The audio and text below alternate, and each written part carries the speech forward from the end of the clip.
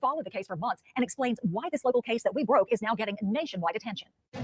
Leslie Nurse says she was at the self-checkout at the Sims Walmart with her husband and 3 kids, fighting a malfunctioning scanner, even getting help from a Walmart associate. After she thought she'd finished and paid, she was stopped by an asset protection manager. I remember going in that little room and I was like, this will be resolved. This was an accident. This wasn't on purpose. She was eventually charged with stealing paid at the self-checkout. Followed the case for months and explains why this local case that we broke is now getting nationwide attention. Leslie Nurse says she was at the self-checkout at the Sims Walmart with her husband and 3 kids, fighting a malfunctioning scanner, even getting help from a Walmart associate. After she thought she'd finished and paid, she was stopped by an asset protection manager. I remember going in that little room and I was like, this will be resolved. This was an accident. This wasn't on purpose. She was eventually charged with stealing $48 worth of groceries, 11 items in all, including Christmas lights, a loaf of bread, and Cap'n Crunch cereal. She was eventually arrested, mugshot taken, but the criminal charge was eventually dropped when no one from Walmart showed up to court. By then, she said, the damage to her reputation had already been done, her ability to make a living stifled by the criminal charge. What was worse, she continued to receive demand letters from a Walmart-affiliated law firm offering to drop the matter if she paid them $200. At first you think, oh, well, I'll pay it and it'll all go away. But then I'm like, I didn't do anything wrong. Why would I pay for something that I didn't do?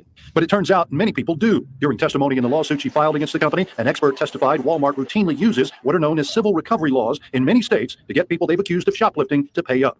University of Nebraska assistant law professor Ryan Sullivan, who has studied the practice, testified that in a 2-year period, Walmart charged some 1.4 million people across the country with criminal theft of property and ended up collecting more than $300 million through their civil demand letters in the same period. The lawsuit Nurse filed against Walmart charged the company with abuse of process, meaning the company used the criminal charges to bolster their chances of civil recovery. Exactly, that they prosecute her solely for the purpose of getting what's called civil recovery on money. To add insult to injury, Walmart never produced a video that would have been recorded at the self-checkout area that would have proved Nurse shoplifted or didn't. It would have shown the truth, and that they didn't want the truth to be shown.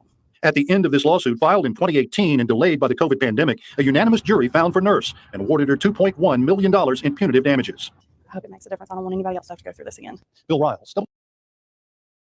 I work with so many minorities. Copyright disclaimer under Section 107 of the Copyright Act of 1976. Allowance is used for the purposes such as criticism, comment, news reporting, teaching, scholarship, education, and research. Fair use is a use permitted by copyright statute that might otherwise be infringing. Fair use allows limited use of copyrighted material without permission from the copyright holder for purposes such as criticism, parody, news reporting, research, and scholarships and teaching. Disclaimer: the views and opinions expressed on this video or any video, including the Writers for Life Brings You to Talk About It podcast, do not reflect on the opinions of your Shorty, Racheal, and the members of the Writer for Life podcast. Everything we talk about is allegedly and is our opinion. Our videos are not recommended for minors. Everything we talk about and do is meant for educational purposes and also entertainment.